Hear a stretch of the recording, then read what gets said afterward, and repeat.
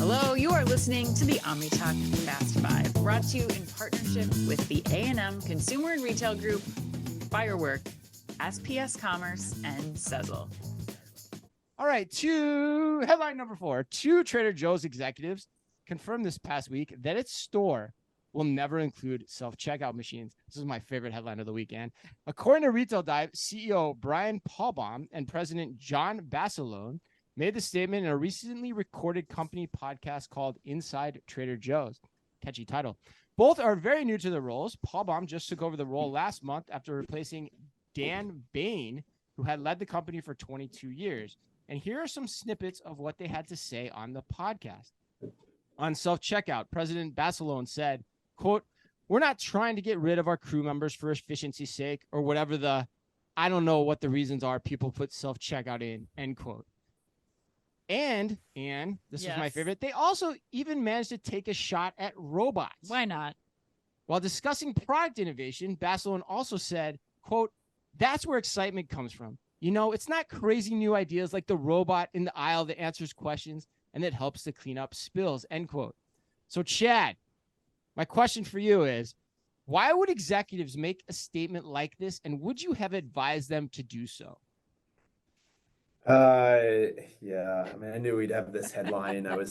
I'm glad, but I was this was hoping blowing up on didn't. social media, Yeah. man. It was I crazy. know. I was kind of hoping it didn't come up, but no, I'm glad it is, because it's a really good conversation, because here we have, so we were actually having a conversation at dinner the other night about Trader Joe's, right? Which was interesting, Oh, right? yeah. Like, and how maniacal they are about their value proposition. Like, they know how they make money. They're very intentional about it. They operationalize that through every aspect of the shopping experience. And, you know, we talk about emotional connections to retailers. Like, that's great. You want to have a very clear value prop that's successful, and that's admirable.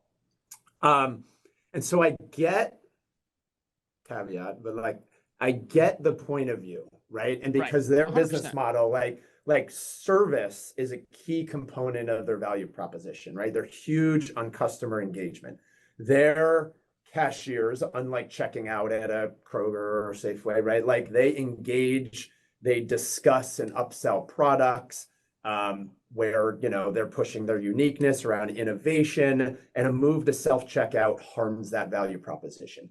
I get it.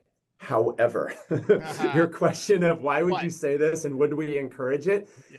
Does this not reek of like Kodak talking about we're never going to go to digital photography? Right. Like, that's the only thing I could think of as I'm watching listening to these quotes and reading this, right? Which is like, man, it just sounds out of touch. And it's interesting because it's a dynamic of consumer interests conflicting with a really successful value proposition. At what point do you lean into the future, even though it's the way that we've always done it? So no, I wouldn't have advised the statements, but that's where I'm at on it.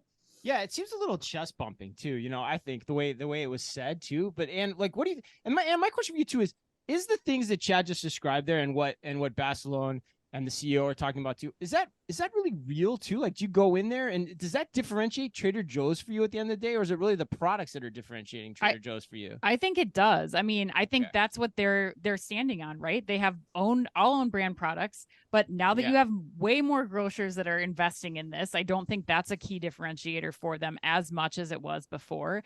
And you have I don't think that everybody wants people to talk to them about the quinoa stuffed grape leaves and how good they are. I would say it's more conversation than it is upsell in most experiences. I've never just noticed it personally. Really? No, I mean, I just go check out. I've never been like, oh, this is a great checkout experience. I really love talking to Fran at the checkout. Oh, I thought you meant nobody's Joe's. talked to you about the products that you're putting in your bag. It's almost annoying to me when it happens. I guess I've just never noticed it. But I think the issue that I have is that you're talking about you want to expand locations, number one, and expand product innovation, and you don't consider that self-checkout might be a way to still guarantee a good store experience when you're trying to blow up to so many stores in the next year. And I think you should never say never especially when it comes to something that's as efficient as self-checkout, especially with labor issues, product innovation being only as much as is humanly possible at some point. Yeah, you're right. There's no good from ever saying never.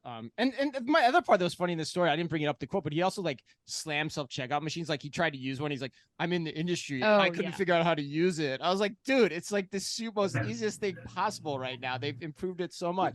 But Ben, you got to get in here too, man. Yeah, I think as an advisor, I would agree. I wouldn't say someone to say, there's this hard line. However, and this might tear the room apart, as a consumer and a Trader Joe's lover, I absolutely love this statement.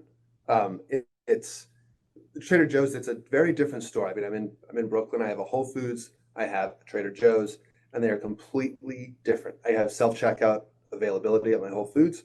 Trader Joe's, I know exactly what it is, and I'm coming from the experience angle. The food's going to be different in each, but they've got this consumer that loves that knows that's used to that'll wait in these crazy long lines that wrap around the store in the middle of cities. And, this is just all a part of that. So I think it's a statement for their consumers to say, hey, we're not going to change. We're going to keep having this differentiated look. I think it's also a really nice statement for the employees at a time where, there's a problem in the labor force. It's hard to hire right now in retail. And so think about that. Maybe they don't really mean it for 10 years from now, but in the 5 years, 2, 3, I mean, you now work there, you've got that assurance from the, CEO and president of your organization, which I think is a huge piece. I buy the employee statement. It's actually a really good point. The consumer, like really, like as a consumer, you're like, I love the fact that like what Amna's describing, like they're hassling me on product and I love standing in lines. It just seems like that model is good for Trader Joe's is not necessarily as good for the consumer. But I mean, I guess you shop more than me. So. Yeah, it's a love hate, right? Y'all are in the UK at the moment. Marmite, right? Their website back in the day, Marmite.com. Do you love Marmite or do you hate Marmite? If you click you hate it, it kicks you out. And it's a play on this yes no, and so we can debate about it as much as you want. We're going to probably stay on our sides of the table. Yeah. But the employee side is interesting though, because there's also a lot of union trouble at Trader Joe's right now too, which we hadn't talked about. So I think that's important. I think the universality of the comment is interesting in of itself. Like to say never, we're never going to do this. It sounds like a move that the CEO is trying to make a statement out of the get go, probably for the employees more than anybody. I agree with that. But you got to be careful those statements because, like, I made one on the last show, Ann, about Wawa and kiosks, and I mentioned Wawa. I got flooded with emails and comments from that. Like, dude, you don't know what you're talking about. They work great in that environment. Yeah, use them all the time. I was like, okay, you're right. I should never make such a grand claim about anything. You've always got to qualify it. And then the other point though that bothers me is the robot thing. Like, why take the time to demean robots? Like, what does that have to do with anything? Like, there's a reason people are using them. They work for some people. They may not be right for you, but that doesn't mean you need to like throw shade at them. In my opinion, doubling down. That seemed like a bridge too far for me. But anyway, well, he doubled down. He's saying that and he means it. He is going to go to his grave talking about Barcelona or Barcelona. I don't actually know how he says his name, so hopefully I got it right in one of those two pronunciations.